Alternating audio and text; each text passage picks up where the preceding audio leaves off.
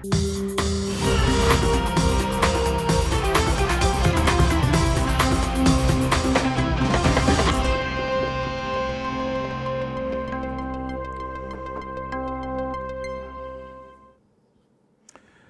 dia, pessoal. Bom dia para todo mundo. Segunda-feira, hoje é dia 11 de agosto de 2025. Nós estamos começando uma semana gelada aqui no centro-sul do país, com perspectiva de melhora da condição climática nos próximos dias, mas será uma semana extremamente importante lá em Brasília, não por causa da meteorologia, e sim por causa do que vai acontecer no dia 13, quando se encerra o prazo para a apresentação das alegações finais de todos os réus do núcleo 1 da trama golpista. Esse núcleo é aquele núcleo importante onde está o Bolsonaro. E aí começa a correr o prazo para que o julgamento efetivamente aconteça, porque o ministro Alexandre de Moraes vai ficar então livre para apresentação do seu voto e para apresentação aos colegas da primeira turma. O julgamento está marcado para o começo de setembro até agora. A previsão não é que está marcada, a previsão é de que ele aconteça no começo do mês de setembro. Mas, tecnicamente falando, poderia acontecer ainda no mês de agosto, né? Visto que hoje é dia 11, o prazo fatal para a entrega das defesas finais é no dia 13, e aí fica a critério do ministro Alexandre de Moraes marcar o momento do julgamento, o momento em que Bolsonaro definitivamente vai ter que se defrontar com as consequências daquilo que ele fez, que foi a coordenação desse golpe de Estado que mobilizou uma multidão de descerebrados lá em Brasília para o 8 de janeiro, mas também fez planos para assassinar autoridades do Brasil, como o presidente eleito Luiz Inácio Lula da Silva, o vice Geraldo Alckmin e também o ministro Alexandre de Moraes. Então, essa será uma semana em que nós vamos ver um aumento das tensões. E lá nos Estados Unidos, de onde vem a resistência às instituições brasileiras, né, as promessas são a de aumentar a pressão contra o Brasil. O que será que vem por aí? Mais chantagem contra os ministros do Supremo? Essas declarações da semana passada, por exemplo, foram extremamente ofensivas, né? Com a embaixada dos Estados Unidos aqui tendo a petulância, a pachorra de publicar um comunicado nas redes sociais ameaçando autoridades brasileiras, né? E não existe no horizonte nenhum limite previsível para que essas tensões baixem, né? Porque me parece que há, e parece a todo mundo, parece que há uma disposição inaudita nessas frentes aí abertas pelo governo americano para causar constrangimento. O jogo é bruto, é assim mesmo que eles jogam, e essas prometem ser uma semana de muitas trapaças, né? Com relação ao que está acontecendo lá fora, o Estado de Israel continua construindo verdadeiras arapucas para atrair palestinos para locais de distribuição de uma comida escassa e rara, onde eles são fustigados por assassinatos. E nesta semana, ontem, né, houve uma perda lamentável. Não que a morte de 4 profissionais de uma emissora de televisão internacional seja mais grave do que a morte de 4 crianças, ou nada disso, mas morreram 4 profissionais da Al Jazeera, né, atacados por quem? Pelo exército de Israel. E qual é a justificativa? É a mesma de sempre. Eles trabalhavam para o Hamas. Sabe, que é uma desculpa furada que estão usando para justificar todo tipo de atrocidade lá no Oriente Médio. Os temas de hoje passam por aí, não são só esses, né? Nós vamos aproveitar aqui a presença do nosso Alex Amorim para falar também do futebol. Vou começar aqui pelo que aconteceu na madrugada de anteontem, né? Um atentado terrorista. E aí, é bom que o Alex venha, porque foi o time dele que fez isso. Alex, bom dia para você. Eu sei, o Alex tem nada a ver com isso, viu, gente? Ele é palmeirense do bem, tá? Sim. Né, Alex? Bom dia, Panunzo. Bom dia, comunidade. Como vocês estão? Boa semana. Então, de sábado para domingo, alguns torcedores do Palmeiras invadiram lá a sede do clube e tacaram alguns fogos de artifícios, lembrando que é referente a uma manifestação que eles consideram justa, porém eu achei injusta, porque estão denegrindo a imagem do clube, tacando a bomba lá dentro, por conta da eliminação, então por conta também do Abel Ferreira, Leila Ferreira e do Anderson Barros, que eles consideram os grandes culpados dessa má fase que está aparentando o Palmeiras. Porém, eu creio que eles passaram um pouco do ponto. Se eles querem se manifestar ou algo do tipo, tem que ser no estádio, de uma forma mais justa, sem ser atacando o clube, Panunzo. Pois é, me lembrou muito aquela cena terrível que a gente viu de outro atentado terrorista lá na Fernão Dias, né? Foi algo assim, não tem paralelo, não tem explicação, não tem nada, né? E olha, francamente, todo palmeirense bem intencionado deveria repudiar isso, porque o uso do terrorismo para constranger jogadores que estavam lá concentrados, tinha uma concentração lá, né? O time já não vai bem, né? Quando coloca mais esse elemento de pressão assim, bandidos, vândalos, fazendo ataques aí furtivos no meio da madrugada, isso vai contribuir com o quê? Acho que vão contribuir com o quê, né? Sim. Agora, houve nas filmagens, eu vi, Alex, uma menção, um dos terroristas lá falando pro outro, Alain, peraí, não sei o que mais. Quer dizer, um nome já tem, né? Embora eles estivessem lá com capacete, essa coisa toda. Você acha que vão conseguir chegar a esses terroristas aí, não? Então, Panuso, o Palmeiras ontem soltou as imagens e eu creio que pode chegar nos infratores por conta dessa questão, por conta que tinha imagem, algo do tipo. Tem alguns que é mais difícil de detectar por conta que estava com capacete, algo dessa forma, porém eu creio que pode chegar nesses infratores e ter a prisão que é que eles merecem, Panuso. Lembrando que eles fizeram essa algazarra e o time do Palmeiras estava concentrado ali por conta do jogo que teve ontem contra o Ceará. Eles fazem a concentração ali no centro de treinamento e eles tentaram fazer dessa forma também para impactar os jogadores também, Panuso. E o jogo contra o Ceará, como é que foi? Então, Panuso, ontem eu fiquei um pouco estressado, eu não vou mentir. O Palmeiras começou perdendo de 1-0, porém conseguiu a virada com um gol de pênalti do Flaco Lopes e o Vitor Roque fez o gol da virada. Eu não comemorei porque eu tô de greve, mas eu comemorei Como mais assim de greve? Eu estou de greve. Essa? Depois do jogo da eliminação contra o Corinthians, eu estou de greve do time, porém, eu comemorei ontem, Panuso, mais o gol anulado do Ceará do que os gols do Palmeiras. Por quê? Porque eu tô de greve porque a gente foi eliminado. Mas esse negócio de greve de torcida é bom. O que você vai fazer agora? Vai torcer pro Corinthians? Não, não. Não, a greve não chega a tanto não, né? Sim, nem tanto. Mas foi ontem, a gente começou a perder, porém conseguiu essa vitória, Panuso. Muito bom. Deixa eu ler aqui pro pessoal a matéria que eu achei do site da ESPN. Eu não vou reproduzir o vídeo aqui porque nós não temos os direitos autorais desse vídeo, mas vocês viram aí, né? As imagens correram, toda a mídia, são terríveis. E a matéria fala o seguinte: em nota oficial, o Palmeiras afirmou que a academia de futebol foi atacada covardemente por vândalos durante a madrugada do domingo. De acordo com o clube, foram atirados rojões e bombas contra o CT do clube, colocando em risco a integridade física dos atletas e demais colaboradores do clube que estavam no local em regime de concentração.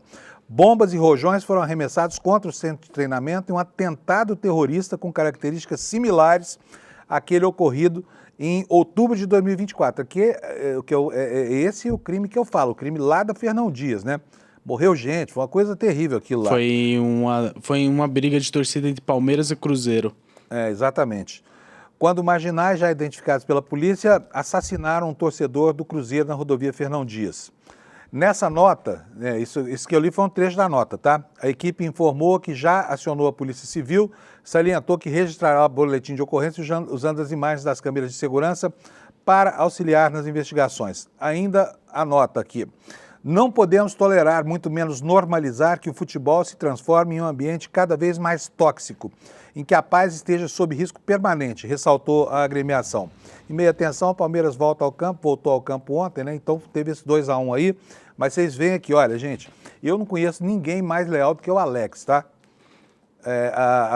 Ao seu time de futebol. Ele vive por isso, ele está aqui por isso, pode ver, está com a camiseta verde ali do Palmeiras e ele não tem nenhum orgulho dessa atitude desses vândalos que foram lá para promover esse atentado terrorista, né?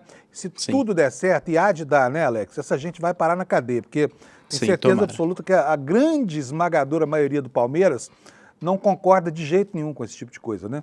Sim, a maioria da torcida não concorda, lembrando que se você quer fazer um protesto, algo do tipo, faz de forma mais parcial, menos agressiva possível e tomara que avaliem e achem esses infratores, Panuso. Muito bom. Bom, e temos mais sobre futebol desse fim de semana, Alex? Sim, Panuso. Ontem e sábado tiveram os jogos do Brasileirão. Foi um pouco cheio, como está aqui na arte.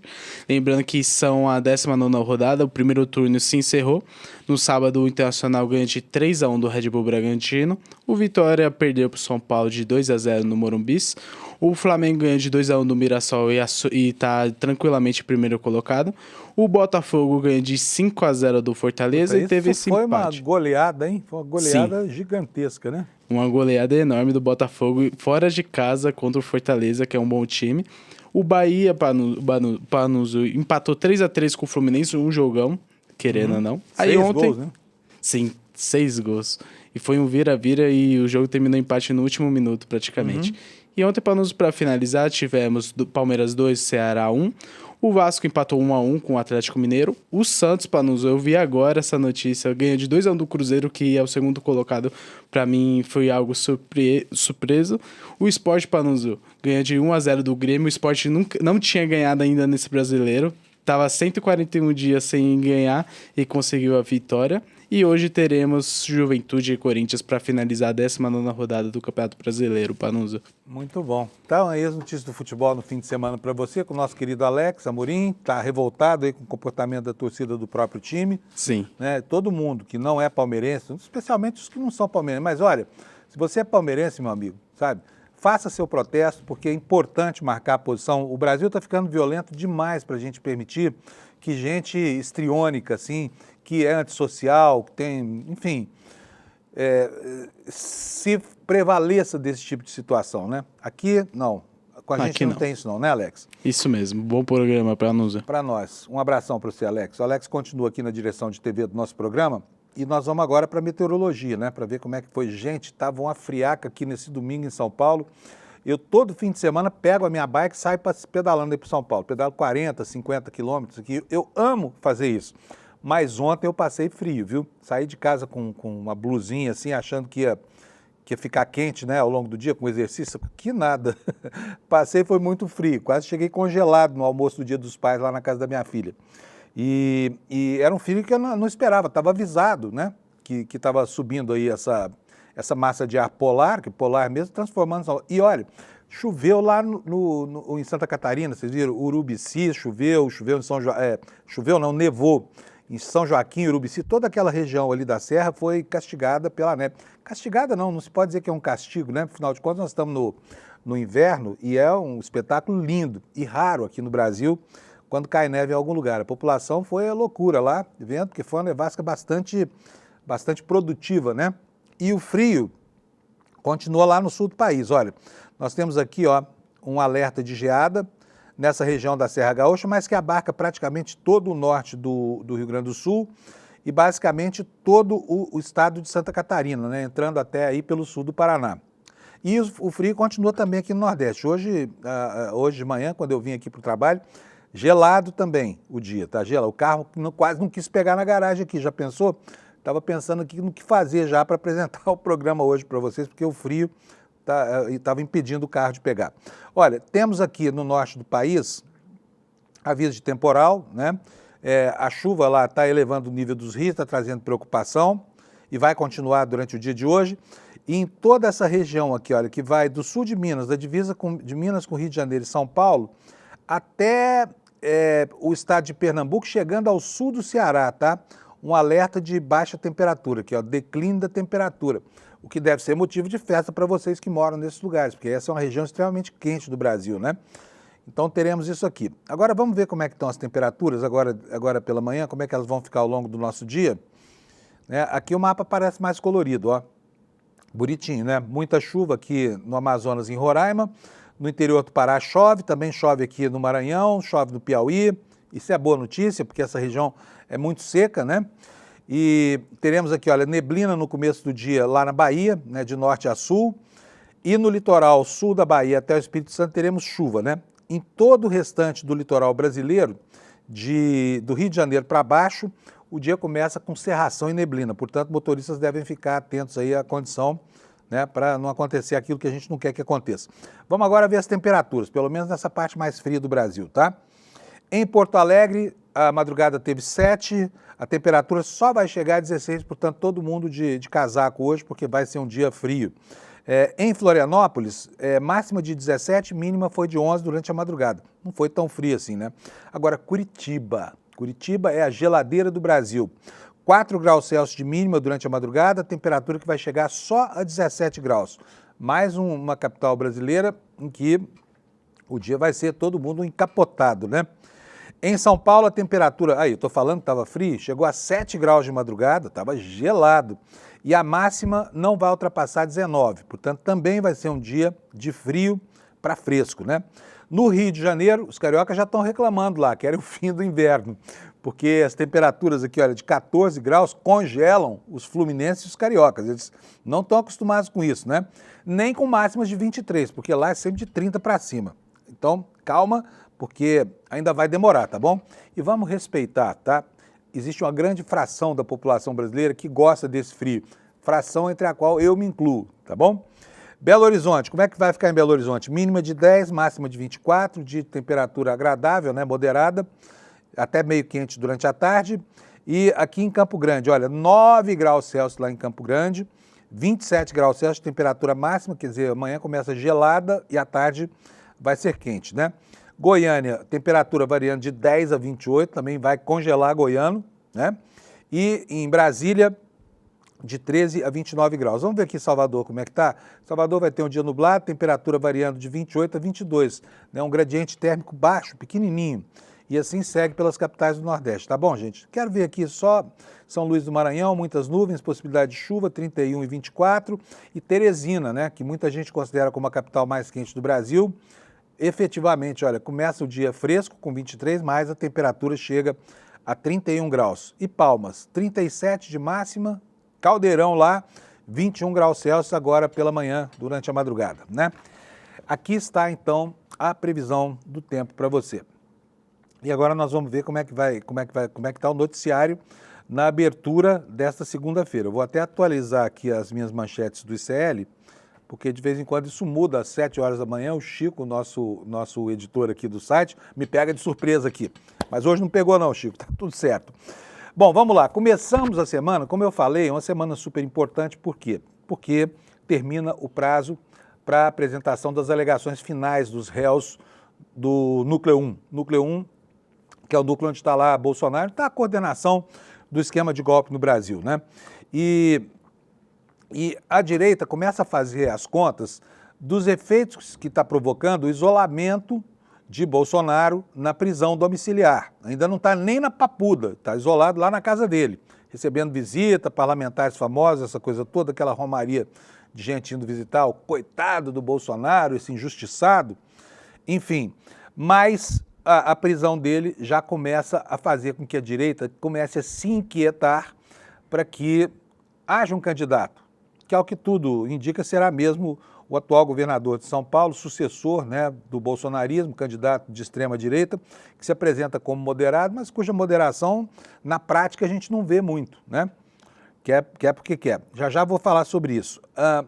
Uma segunda manchete aqui no site do ICL, esta daqui, olha, e nós vamos ler essa matéria aqui juntos. Mesmo após a crise, os militares brasileiros continuam mantendo alinhamento estratégico com os Estados Unidos. Parece que não aconteceu nada, né? Não parece que os Estados Unidos hoje representam uma ameaça à soberania brasileira. Os militares brasileiros estão aí trabalhando em plena comunhão com os militares norte-americanos, que, aliás, são a nossa matriz aqui da nossa cultura militar, né? E agora, se esse distanciamento provocado por Trump provoca efeitos na economia, na sociedade, nos costumes, em todos os segmentos da vida brasileira, por que as Forças Armadas continuam tão amigas assim de um governo que hoje é absolutamente hostil ao governo brasileiro? Inclusive com a ameaça de colocar militares para atuar sob a justificativa da guerra às drogas, né? Contra territórios que hoje o governo dos Estados Unidos considera inimigos, como é o caso do Brasil, por exemplo. Eles querem porque querem que o país decrete o status de organização terrorista para os grupos do crime organizado brasileiro, né? Tentaram isso em outras partes do mundo, tentaram no México também, por exemplo, que tem problemas muito parecidos com o Brasil. E a presidente lá, a Cláudia Sheinbaum, descartou isso na mesma hora, tá? Ela que tem sido dura nas negociações com os Estados Unidos. Já vamos ler isso aqui para você. Outra coisa, vamos para outras manchetes aqui. A deputada Camila Jara, olha, ela, embora tenha tido lá um entrevero com o Nicolas Ferreira, não está na lista de denunciados que Hugo Mota mandou para a corregedoria na última sexta-feira, tá? Ela conseguiu escapar, ficou fora. Mas agora as imagens vão ser analisadas e se ficar comprovada a agressão, aí ela passa a ingressar essa lista. Agora, gente, olha, eu vou falar uma coisa, hein? Você ser punido porque trocou as escaramuças com esse Nicolas Ferreira é o fim da picada, não é não? Essa menina, desculpa aqui, não vou falar de menina não, essa deputada respeitabilíssima, deveria sim ser condecorada por isso, tá? Não é por nada não. Bom, vamos lá, olha, dando sequência aqui, um levantamento mostra que metade das demissões que aconteceram ao longo de 2024 se deveu ao quê? A questões comportamentais, tá? Por exemplo, um outro fator contribuinte das demissões, que foi, por exemplo, a atualização tecnológica, teve só metade da influência que as questões comportamentais tiveram como determinantes das demissões.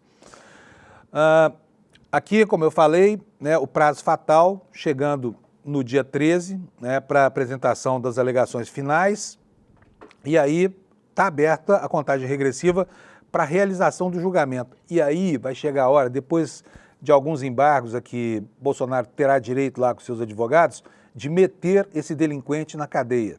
E como será que o Brasil vai chegar até esse momento que vem caminhando a passos largos? Obviamente que isso não vai acontecer no dia do julgamento. Por quê? Porque tem os tais embargos que os advogados vão alegar certamente para postergar o cumprimento da sentença. Mas, tomando como certo que Bolsonaro comandava, né, essa quadrilha de golpistas que queria assaltar a democracia brasileira, é de se deduzir que ele vai ter que pagar a consequência disso. A lei é muito clara, né? E a pena vai ser brava, tá? 40 e tantos anos de prisão. O que o mundo vai dizer sobre isso?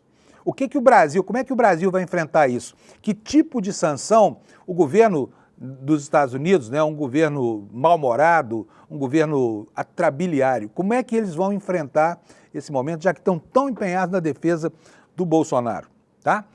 Nós vamos falar sobre tudo isso agora no Desperta que está começando. Vamos lá, vamos para as notícias então. Olha, isolamento de Bolsonaro na prisão embaralha as articulações da direita para 2026. A prisão domiciliar ampliou a pressão de setores do mundo político e empresarial para a escolha de um candidato que represente esse sujeito que está aí na foto, né, com o telefone celular, essa personalidade que conturbou a vida política brasileira. Mariana Holanda, da Folha Press, escreve o seguinte, aqui no nosso site, no ICL Notícias. Jair Bolsonaro completa nesta segunda uma semana de prisão domiciliar. A decisão do ministro Alexandre de Moraes do Supremo pegou advogados, família e aliados e o ex-presidente de surpresa. Pegou de surpresa mais ou menos, porque eles previam isso, né? Muita gente achou, inclusive, que eles estavam pesando a mão para forçar uma atitude mais drástica do Alexandre de Moraes. Desafiou abertamente o tempo todo. Mas segue aqui o texto. Bolsonaro descumpriu medida cautelar imposta pelo magistrado ao participar por videochamada de um ato bolsonarista no Rio de Janeiro e falar com os apoiadores. O ato teve como consequência a antecipação da prisão, algo que era esperado por aliados apenas após o trânsito em julgado de uma provável sentença no caso da trama golpista, da qual ele é acusado de ser um dos líderes, ou o principal líder. Com isso, houve um isolamento social que marca o fim das viagens pelo país, das reuniões, dos telefonemas diários com lideranças e potenciais candidatos. Como cabe a ele a última palavra para definir se será ou não será candidato, essas articulações ficam prejudicadas, segundo interlocutores do ex-presidente. Em especial sobre 2026, a prisão domiciliar ampliou a pressão de setores do mundo político e do mundo empresarial para a escolha de um candidato, mas ao mesmo tempo dificultou conversas nesse sentido com o ex-presidente, porque abordar o assunto agora, diz a reportagem, em um momento de fragilidade, pode soar indelicado e oportunista. Ou seja, tudo sempre conspira para que o Bolsonaro seja o senhor da última palavra. É ele sempre, tá? E todo mundo sabe que ele não será candidato, não porque será condenado, porque já foi condenado pela Justiça Eleitoral por causa daquela reunião com os embaixadores transmitida em rede nacional, que foi um evento político, e ele está condenado e acabou, essa transitou julgado.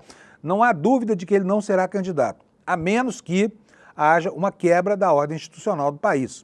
Não se sabe provocada por que fator. Portanto, esse é um elemento com o qual ninguém conta no Brasil, tá bom? Prossegue aqui a reportagem da Folha Press. Esses mesmos aliados do ex-presidente esperavam que os meses até o trânsito em julgado da trama golpista ajudassem a amadurecer o entendimento em torno de uma candidatura viável apoiada por Bolsonaro. Agora Bolsonaro está isolado em casa, sem comunicação e com visitas limitadas. Antes de Moraes autorizar a ida de familiares, a ex-primeira-dama Michele Bolsonaro era a principal interlocutora do ex-presidente, o que tornava a situação ainda mais difícil. presidente do PL Mulher, ela não tem bom trânsito no mundo político e tampouco participa das articulações. Olha que foto linda do primeiro casal, do ex-primeiro casal brasileiro. Bom, vamos lá. O que mais que diz aqui a matéria no site do ICL? Michele tem melhor desempenho nas pesquisas que os filhos de Bolsonaro, por óbvio. Segundo a última pesquisa do Datafolha, Michele se sai melhor que os filhos do ex-presidente numa eventual disputa contra Lula. Mas hoje esse cenário é considerado menos provável e ela deve se lançar mesmo ao Senado pelo Distrito Federal. Bolsonaro terá no seu filho, que é senador Flávio Bolsonaro, um dos seus principais interlocutores.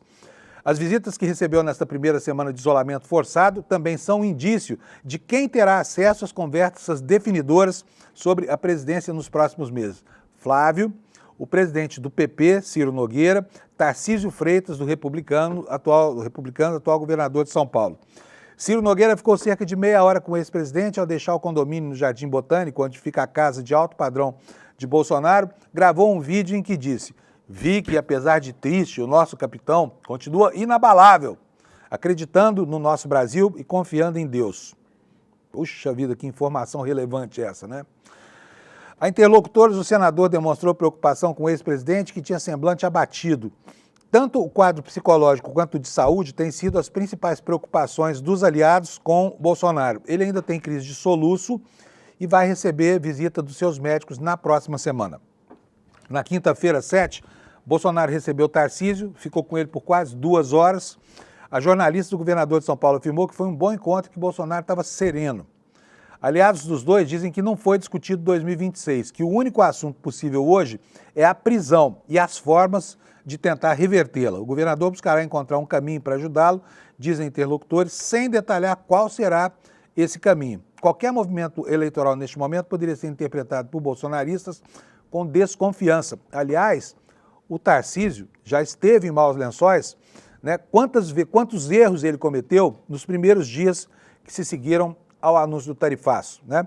Uma ação totalmente conturbada. Foi a Brasília falar com o encarregado de negócio da embaixada, o Flávio, o Eduardo Bolsonaro, que está lá nos Estados Unidos aprontando essa patetice internacional toda, ficou pé da vida, diz que o governador de São Paulo estava traindo a causa deles, né? Então os movimentos do Tarcísio também não estão fáceis, né? Continua aí sendo pulho de 10 para ser candidato da direita. Mas será que vai passar pelo crivo dos Bolsonaro? É bom a gente lembrar que essa família não confia em absolutamente ninguém. O círculo de confiança absoluta de Bolsonaro se restringe aos filhos. Sequer a mulher goza dessa confiança, tá? Vamos passar para a próxima informação aqui, gente. Vamos lá. Olha só. Eu quero falar para vocês sobre esse assunto dos militares brasileiros, mas antes deixa eu dar um pouquinho aqui a informação sobre a Camila Jara, aquela deputada do PT do Mato Grosso do Sul, que trocou umas escaramuças lá com o Nicolas Ferreira, e aí a direita tentou dizer que ela seria apenada por causa desse comportamento, mas na verdade não será, tá? O que nos diz aqui uma matéria da Agência Brasil que está reproduzida no site do ICL. Inicialmente acusada de agredir Nicolas Ferreira durante a retomada do controle do plenário da Câmara, a deputada Camila Jara, do PT do Mato Grosso do Sul, ficou fora da lista dos parlamentares que terão denúncias analisadas pela Corregedoria da Casa, para onde despachou essas denúncias o presidente Hugo Mota. Ela, no entanto, pode ser reincluída na lista, assim como outros deputados, caso as imagens demonstrem que houve mesmo agressão. Caberá ao corregedor da Câmara, o deputado Diego Coronel, verificar se as fotos e os vídeos da retomada do controle do plenário na Câmara na noite da quinta-feira permitem essa conclusão, né? E os trabalhos terminam na quarta-feira também, dia 13, portanto, quarta-feira vai ser um dia importante para todo mundo no Brasil, hein? E o parlamentar não descartou a possibilidade de novas denúncias, dependendo do resultado da análise. Com base na apuração, os parlamentares acusados responderão a processo no Conselho de Ética da Câmara. As denúncias seguem um curso diferente de casos recentes. A suspensão dos mandatos dos deputados Gilvanda Federal e André Janones foram encaminhadas diretamente ao Conselho de Ética por meio de representações elaboradas pela mesa. Nesse caso, como eu falei, não foi o Conselho de Ética, tá? Foi a Corregedoria, é outra instância. E aqui como é que foi a confusão entre a Camila e o Chupetinha? Camila Jara foi acusada de empurrar Nicolas Ferreira durante uma discussão para a retomada do controle do plenário da Câmara. A assessora da deputada nega qualquer agressão, afirma ter havido um empurra-empurra em que a parlamentar afastou Nicolas, que pode ter se desequilibrado. Na sexta-feira, 8, o PL chegou a divulgar a informação de que havia aberto uma representação contra a Jara. No início da noite do mesmo dia, a Secretaria-Geral da Mesa divulgou uma nota segundo a qual todas as denúncias foram encaminhadas para análise da Corregedoria. A edição extraordinária do Diário Oficial da Câmara, no entanto, não publicou nenhuma representação contra Camila Jara. No total, 14 parlamentares bolsonaristas, 12 deles do PL, um do Novo, né? Enfim, o mais bolsonarista de todos os parlamentares brasileiros é do Partido Novo, né? E um do PP, eles foram denunciados e terão as imagens analisadas pela Corregedoria. Até a tarde desse domingo, a parlamentar não tinha se manifestado nas redes sociais. No sábado, a deputada Érica Hilton expressou apoio à Jara. O que disse a Érica Hilton? Ao contrário do que foi primeiramente noticiado, a mesa diretora da Câmara não pediu afastamento por 6 meses de apenas 6 deputados, mas sim de 14. E a deputada Camila Jara, acusada com evidências frágeis de ter derrubado Nicolas Ferreira quando ele estava colocado logo atrás da cadeira de Hugo Mota, não foi alvo do pedido. Agora, esse Nicolas também parece o Neymar, né, gente? Vive caindo, sabe? Não pode ver uma parlamentar, sabe, frágil, né? Muito mais frágil do que ele. Tá lá, cair. Bom, vamos lá. Deputado Paulo Bilinski. Quem é o deputado Paulo Bilinski? O deputado Paulo Bilinski é aquele troglodita que agrediu na semana passada o Guga Noblat. Você está lembrado aí da cena de agressão? Foi uma cena lamentável, né? Mas esse troglodita tem mesmo um passado de violência, especialmente voltada contra a mulher mais vulnerável.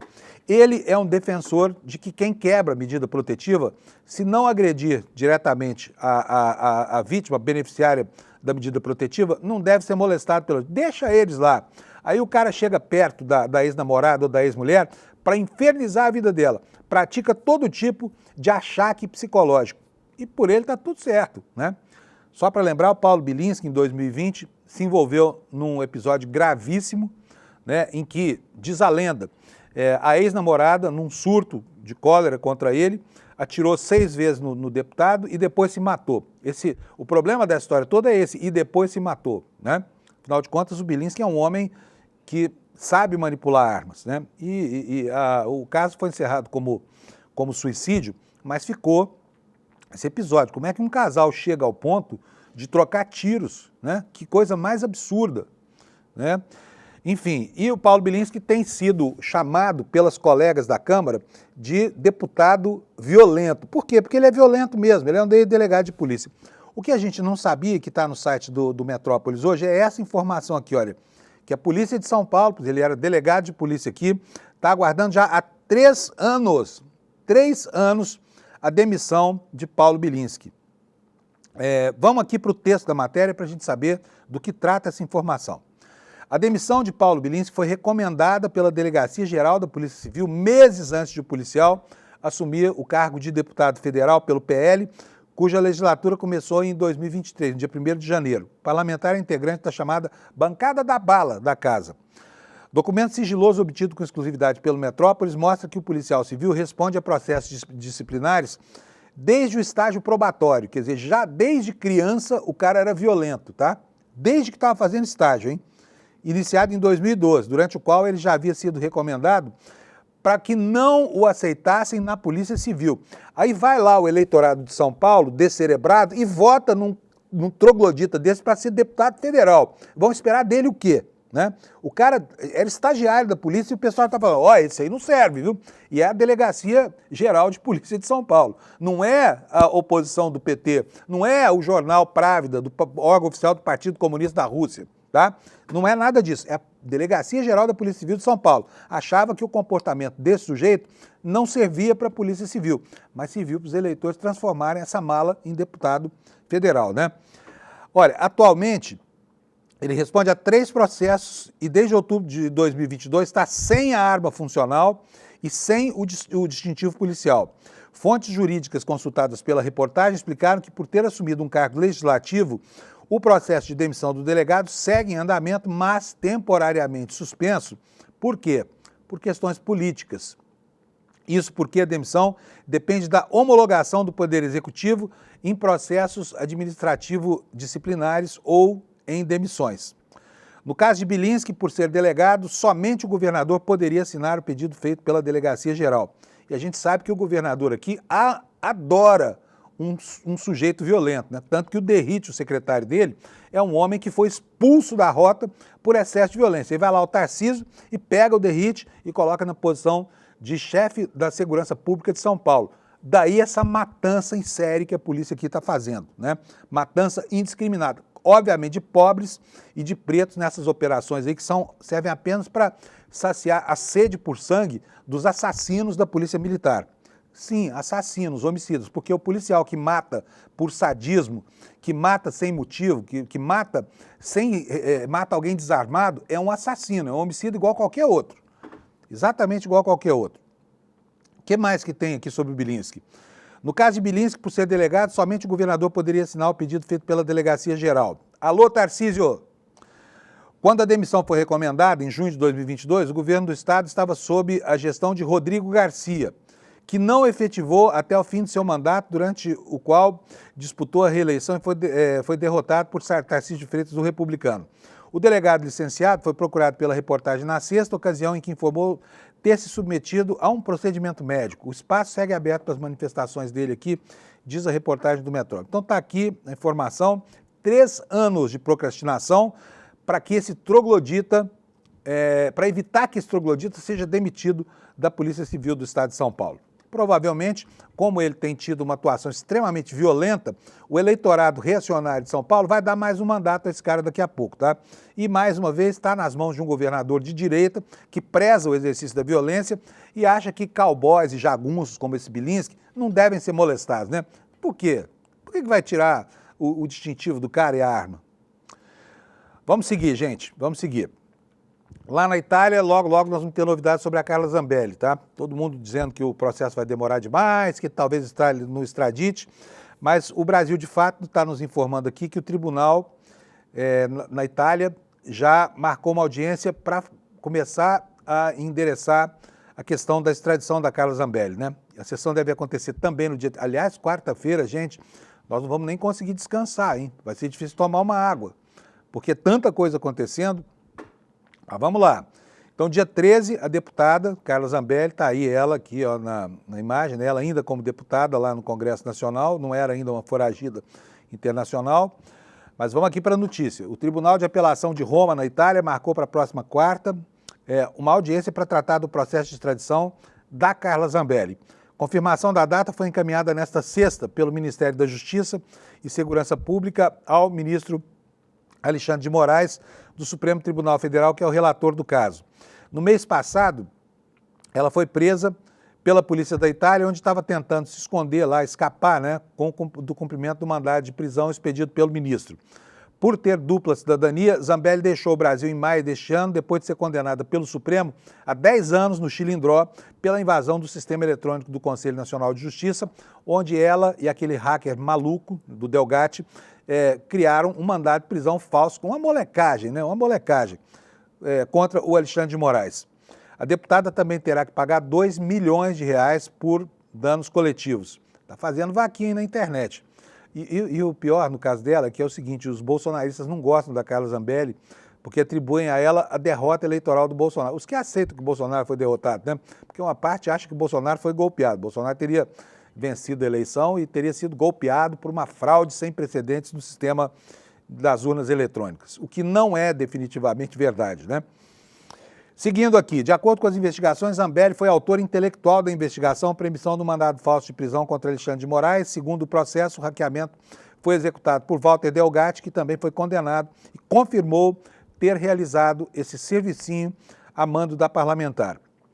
Depois da fuga para a Itália, o governo brasileiro solicitou a extradição da deputada.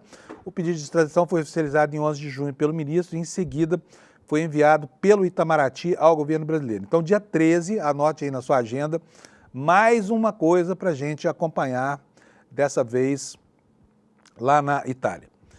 E sobre os réus aqui no Brasil? Sobre eles, há essa manchete aqui no site do ICL. Ação penal contra Bolsonaro e mais 7 por tentativa de golpe de Estado entra na reta final, última fase do processo antes do julgamento. Termina quando? Quarta-feira, dia 13. Aliás, ficaria excelente se fosse sexta-feira, o dia 13, né? Para essa galera que está devendo para a justiça aí na extrema-direita brasileira. Já pensou que cabala que seria? Mas, enfim, já é dia 13, tá bom também, para quem gosta de um simbolismo assim, né? Tá bom. Matéria do Brasil de Fato, no site do ICL Notícias, dá conta do seguinte: os 7 réus do núcleo 1 da trama golpista, incluindo aí o ex-presidente Bolsonaro, têm até a próxima quarta-feira para apresentar as alegações finais ao Supremo. Com isso, o relator da ação penal, o ministro Alexandre de Moraes, deverá elaborar o seu voto e liberá-lo para o julgamento. A data da análise do mérito das acusações apresentadas pela PGR será definida pelo presidente da primeira turma. E quem é o presidente? É o ministro Cristiano Zanin. Além de Bolsonaro, são parte do núcleo 1 também o diretor da ABIN, né, o ex-diretor-geral da ABIN, hoje deputado federal, Ramagem, os ex-ministros Augusto Heleno, Anderson Torres, Walter Braga Neto e Paulo Sérgio Nogueira.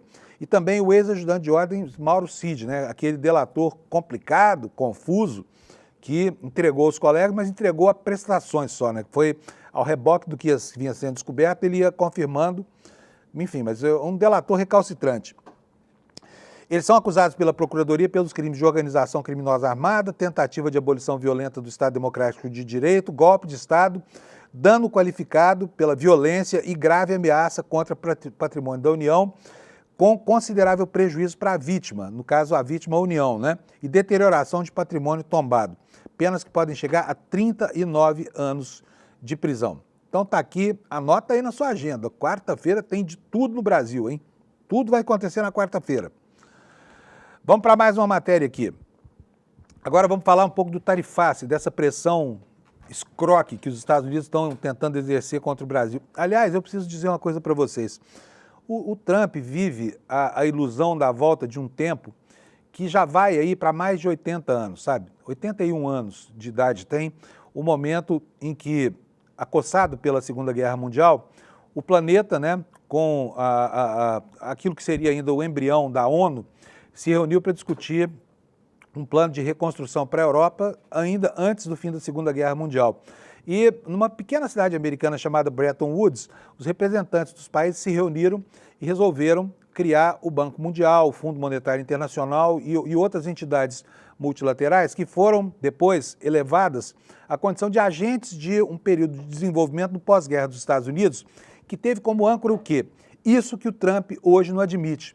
Bretton Woods classificou o preço do dólar com base no peso do ouro. Então, uma onça de ouro, que é mais ou menos 0,9 gramas de ouro, valia 35 mil dólares naquele momento da história, tá? E isso ficou fixo até 1971.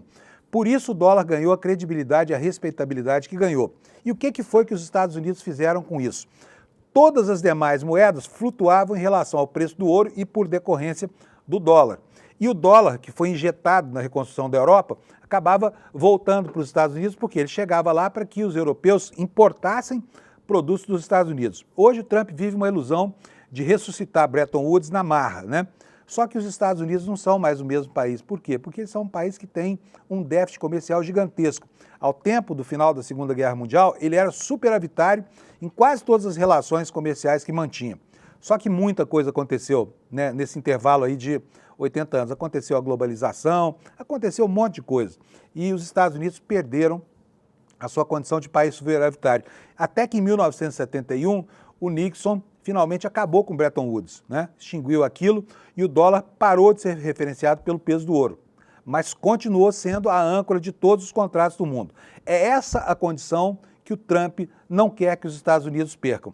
Só que para manter isso com déficits gigantescos e cada vez maiores, os Estados Unidos tentam agora, não pela força, né, de uma contingência de reconstrução da Europa, tentam fazer isso na marra mesmo. É o que está acontecendo lá.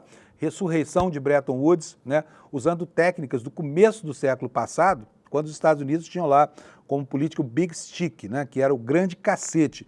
Era isso, era a imposição forçada do seu imperialismo ao mundo inteiro, né, estabelecendo ali uma relação de dependência. Os tempos são outros. Se ele vai conseguir, nem Deus sabe, tá? Nem Deus sabe. Mas vamos lá. Eles estão fazendo um esforço gigantesco justamente para constranger os países a terem uma relação em que os Estados Unidos se saiam melhor. É como se você fosse o dono de um cassino em que um cliente arrogante chega e fala o seguinte: a partir de agora só eu ganho na roleta. Tá? É exatamente o que está acontecendo. E isso tem gerado consequências ao redor do mundo. É o que a gente vai ver agora. Olha, aqui nós vamos tratar da ofensiva brasileira contra essas agressões americanas. A matéria que você vai ver na sua tela agora dá conta de que o Itamaraty e a ministra Gleisi Hoffmann estão rechaçando os ataques do vice-secretário de Trump, né? Numa postagem em que ele dizia que o ministro do STF usurpou o poder ditatorial. Eles estão com paranoia de ditadura. Enquanto fazem deteriorar a democracia americana, passam a acusar países verdadeiramente democráticos, como o Brasil, por exemplo, de serem tiranias, de serem ditaduras, quando a tirania é lá. Todo mundo está vendo isso. Mas vamos lá, a matéria diz o seguinte: o Ministério das Relações Exteriores e a Secretaria de Relações Institucionais rechaçaram os ataques do vice-secretário do Departamento de Estado dos Estados Unidos, Christopher Landau, ao sistema judiciário brasileiro. Número 2 do órgão, equivalente ao Ministério das Relações Exteriores dos Estados Unidos, Landau escreveu que um único ministro do Supremo usurpou o poder ditatorial ao ameaçar líderes de outros poderes. Segundo o Itamaraty, a postagem do vice-secretário representa um ataque frontal. Abre aspas aqui para a manifestação do Itamaraty. Essa manifestação caracteriza um novo ataque frontal à soberania brasileira e a uma democracia que recentemente derrotou uma tentativa de golpe de Estado e não se curvará a pressões, venham de onde vierem, respondeu a pasta em nota no sábado à noite. O Itamaraty mencionou que essa foi a segunda manifestação hostil do governo dos Estados Unidos em 3 dias. Aspas de novo aqui para a manifestação do MRE. O governo brasileiro manifestou ontem, sexta, a Embaixada dos Estados Unidos, seu absoluto rechaço às reiteradas ingerências do governo norte-americano em assuntos internos do Brasil e voltará a fazê-lo sempre que for atacado com falsidades como as da postagem de hoje, no caso sábado, disseminadas pelo secretário de Estado Christopher Landau, acrescentou o Ministério das Relações Exteriores. A ministra de Relações Institucionais, Gleisi Hoffmann, também rechaçou essas postagens, classificou de arrogante e gravíssima ofensa as insinuações de interferência do judiciário em outros poderes.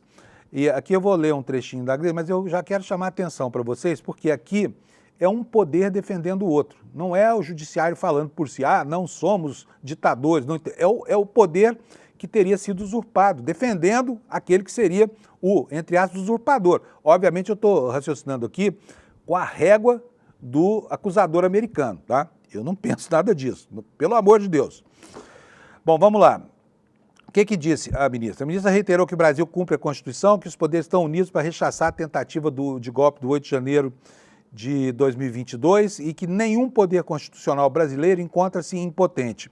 Ao contrário, Executivo, Legislativo e Judiciário rechaçaram o golpe do 8 de janeiro, a chantagem de Donald Trump, o motim bolsonarista pela anistia e as sanções violentas contra o ministro Alexandre de Moraes e outros ministros do Supremo Tribunal Federal.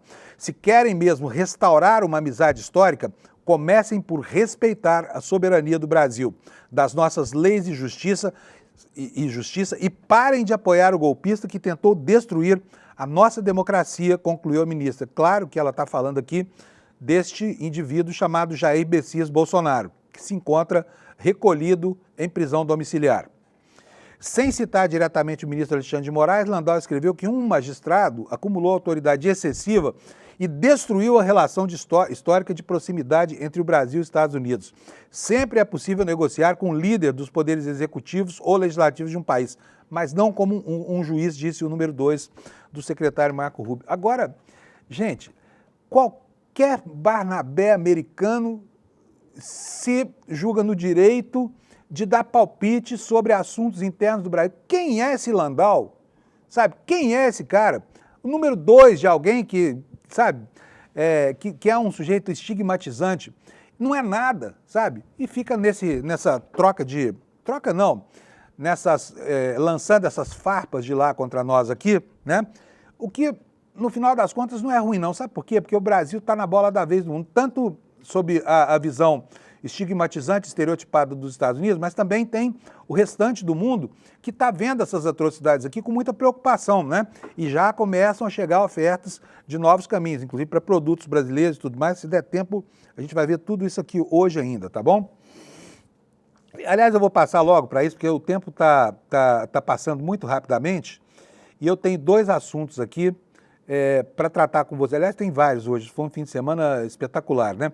Olha aqui, ó, os produtores de café estão se preparando para expandir as suas exportações. Se não dá para vender para os Estados Unidos, vão vender para o resto do mundo. A China mesmo já se ofereceu para comprar o nosso café. O problema é que a cultura chinesa não contempla o café como um hábito como a gente tem aqui no Ocidente, né?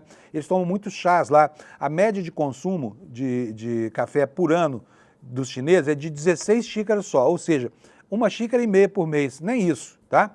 Enquanto nós consumimos aqui mais de 240 xícaras por ano, né? E lá nos Estados Unidos é a mesma coisa. Então, existe uma diferença muito grande, mas são abertos, né? Pedindo ao Brasil, olha, gostamos do café, estamos apresentando para a população, aqui tem 1,5 bilhão de pessoas para tomar o café de vocês.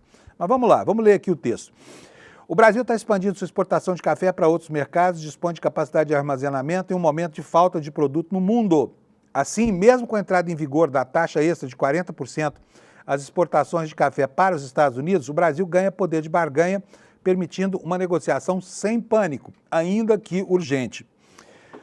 A demanda pelo café brasileiro vem crescendo em outras regiões, como a União Europeia, países asiáticos, Indonésia, países árabes e um grande crescimento também na Oceania, aponta Marcos Matos, que é diretor-geral do Conselho de Exportadores de Café do Brasil, o Secafé.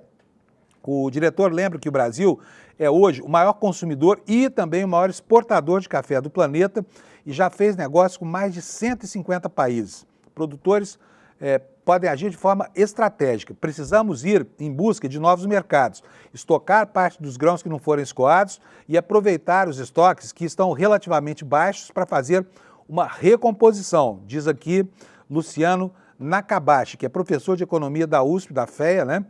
Ele diz o seguinte, que no momento os estoques de café do Brasil estão muito baixos e a ideia é de que o país possa repor esses estoques para formar uma reserva com a redução previsível de venda para os Estados Unidos. Ele diz o seguinte, mesmo que as tarifas permaneçam por longos períodos, o café brasileiro vai naturalmente sendo escoado para outros mercados, né? E como eu disse, a China, na semana passada, ela credenciou 183 exportadores de café brasileiro, agilizando assim os processos de exportação, né? Agora é conquistar o consumidor chinês.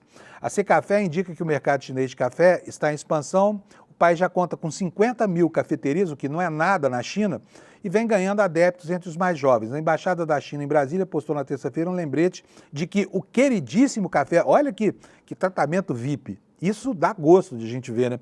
O queridíssimo café brasileiro vem marcando presença no país asiático, fruto de relações bilaterais entre duas nações. O café não é uma bebida comum na China, como eu disse aqui, tanto quanto no Brasil, mas os chineses têm um grande potencial de crescimento para o consumo, ainda mais quando se considera o tamanho da população.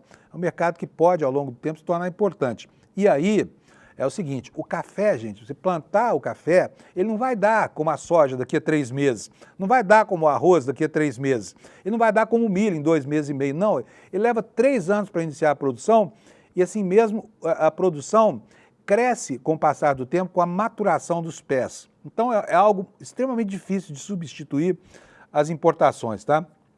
Vamos ver como é que vai ficar o consumidor americano, né? Nós conhecemos várias redes de cafeterias, inclusive algumas delas, como Starbucks, por exemplo, que fizeram pouso por aqui no Brasil, né? E são grandes empresas e têm lobbies muito poderosos lá nos Estados Unidos, de modo que essa tarifa insensata não deve demorar muito para cair, tá bom?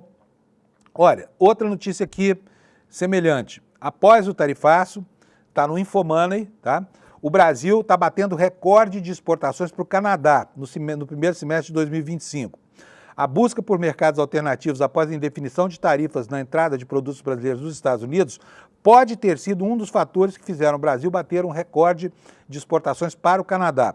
O comércio entre os dois países fechou o primeiro semestre com um crescimento gigante, 25%, um quarto, é muita coisa, em comparação com o mesmo período de 2024. Dados são do Quick Trade Facts, o relatório elaborado pela Câmara de Comércio Brasil-Estados Unidos, tá? E assim vai a coisa, tá? E o Lula continua com a sua veia de chefe de comitiva comercial, né? Com a sua veia de mercador, que ele não é, mas ele é bom em abrir frente de negociação. E está recebendo o presidente do Equador, da Nigéria e do Panamá neste mês para tratar do quê? De comércio bilateral, né? Daniel Oboa, Bola Ahmed Tinubu e José Raul Molino vão a Brasília. Visitas negociadas no contexto do Brasil tentar diversificar parceiros comerciais diante da guerra comercial com os Estados Unidos. A notícia dá conta que o Lula vai receber esses 3 presidentes para reuniões este mês. Visitas começaram a ser negociadas antes do tarifaço imposto pelos Estados Unidos, mas já em um cenário que antevia uma guerra comercial iniciada pelo governo americano. Com a estratégia, Lula visita neste ano, por exemplo, Japão, Vietnã, China e França. E nessa linha o presidente planeja viagens nesse segundo semestre também para Indonésia e Malásia, que são 2 países bastante populosos, né?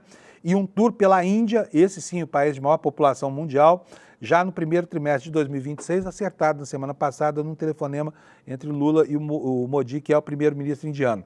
Auxiliares de Lula destacam que as viagens do presidente e as visitas de governantes ao Brasil ganharam maior relevância diante do atual cenário no qual entrou em vigor a sobretaxa para a venda de produtos brasileiros para os Estados Unidos. Aqui vem uma coisa que me ocorre, que você vai falar, não, o Fábio está ficando doido, por que está lembrando disso agora?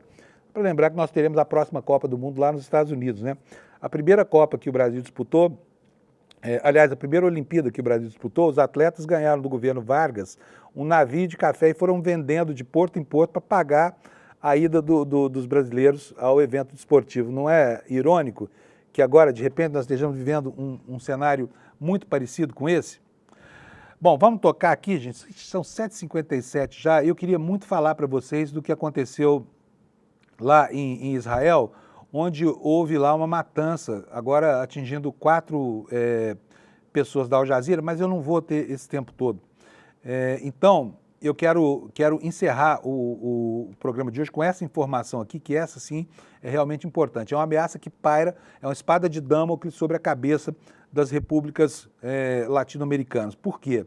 O Trump não gosta da gente, o Trump tem preconceito. Nós somos os judeus da década de 30 na Alemanha, tá? Nós somos os novos judeus. Ele tem ódio de latino, né? E o que fala aqui a matéria? Que o Trump está mobilizando o Pentágono por conta da justificativa da guerra às drogas. Essa guerra às drogas, aliás, é outro episódio histórico bastante complicado, porque o Nixon, também em 71, no ano em que ele destruiu o acordo de Bretton Woods, ele também lançou a guerra às drogas. Portanto, parece que o Trump começa a reeditar passos do Nixon lá para trás, e aqui a gente fica na torcida porque ele acabe da mesma maneira que o Nixon acabou, né? No curso de um processo de impeachment, que não é improvável no caso dele, tá? Até porque tem os Epstein Files aí, que estão todo dia aborrecendo o Trump. Mas vamos lá. Itamaraty e Ministério da Defesa disseram que não descartam qualquer desfecho. A avaliação é de que, por mais desmedido que Trump esteja, a máquina de guerra americana não vai deixar mover pelos seus devaneios, né? E foi uma manchete do New York Times, a informação de que o Trump tinha ordenado ao Pentágono o uso das Forças Armadas contra cartéis latino-americanos de drogas, classificados pelo governo americano de organizações terroristas. Em maio deste ano, representantes do governo americano estiveram no Ministério da Justiça numa tentativa de dobrar o governo brasileiro no sentido de colocar a rubrica de terroristas sobre facções PCC e Comando Vermelho. O governo rechaçou a pressão que recebera a guarida sob o governo de Jair Bolsonaro, que ainda assim não aconteceu. E a mesma coisa foi tentada lá no México e a presidente Cláudia Sheinbaum disse, aqui não, violão, vai tocar no seu quintal. Gente, são essas notícias de hoje. Olha, preciso dizer para vocês que vai ter um evento espetacular daqui a pouco aqui no ICL. Nós vamos começar a falar dele desde já, tá? É aqui, ó. É o Despertar 2025, né? O Despertar dos Empresários, né? E isso aqui é um evento que é marcante na história do ICL, tá? É um evento gigante que o Eduardo Moreira faz, com todo o peso aqui da nossa máquina de cobertura jornalística. Para quê? Para que as pessoas possam encontrar um caminho para fazer nascer ou para dar vida ao seu sentido empreendedor, tá bom? Esse vai acontecer entre os dias 19 e 20 de setembro. Portanto, você tem 1 mês e 10 dias para acessar aqui, olha, o icl.com.br/despertar icl.com.br/despertar e comprar o seu ingresso, tá? E repetindo o bordão que está aqui no meu telão, venha agitar, venha conspirar, venha fazer história com toda a comunidade do ICL. Eu, inclusive, vou estar lá para receber vocês, tá bom? icl.com.br/despertar. Tenha uma ótima semana, anota aí dia 13 no seu calendário e não perca as emoções desta quarta-feira, que será um dia muito especial na vida do Brasil. Tchau para você, obrigado pela audiência. Amanhã, 7 da manhã, estamos aqui de novo. Obrigado. Tem gente que ainda acredita que o Bolsonaro e a turma dele é simplesmente um bando de maluco que gosta de pegar o microfone e falar um monte de besteira. Agora, será que quando ele faz os ataques às urnas, quando ele faz os ataques ao STF, quando ele faz os ataques, aos líderes de partidos e ideologias que não são a dele, será que isso tudo sai da cabeça dele na hora? Ou será que existe um método? Será que existe um programa para poder minar e, no final das contas, destruir uma democracia? A melhor pessoa do mundo para nos ensinar sobre isso é Daniel Ziblatt. Ele é professor de Harvard e escreveu o best-seller Como as Democracias Morrem, livro que atingiu o primeiro lugar em quase todos os países do mundo democrático. Ele, Daniel Ziblatt, vai dar uma aula com exclusividade para o ICL no dia 28 de agosto. Uma chance única da gente poder aprender com um dos maiores intelectuais do mundo de graça. Aprender com um dos melhores professores do mundo de graça. Com tudo ali fácil para a gente poder entender, não tem outro lugar, é só no ICL.